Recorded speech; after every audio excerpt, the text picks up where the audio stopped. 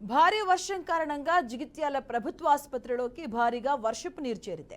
Women's ward పక్కనే ఉన్న toilets పైగల slab నుంచి వర్షపు నీరు లీక్ అయి పేషెంట్స్ ఉన్న వార్డులోకి వచ్చి చేరింది.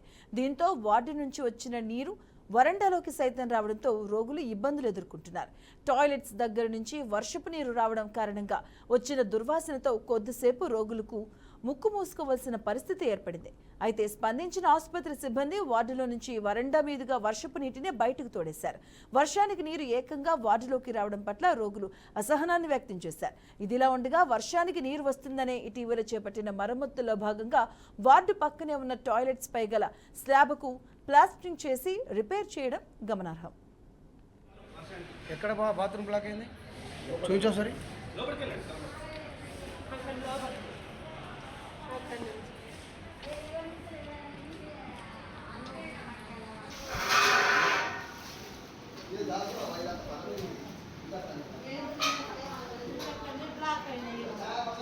వాటర్ అనేది వస్తుంది.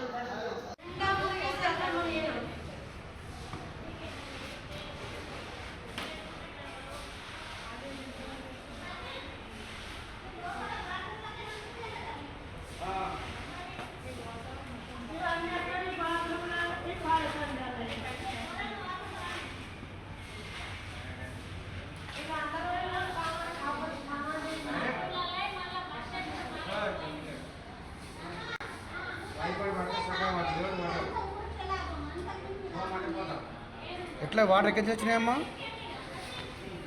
ఈ వాటర్ ఎక్కడి వచ్చినాయమ్మా? ఈ వాటర్ ఎక్కడి వచ్చినాయి? ఎక్కడ బాత్రూమ్ బ్లాక్ అయింది చూపించో సరే.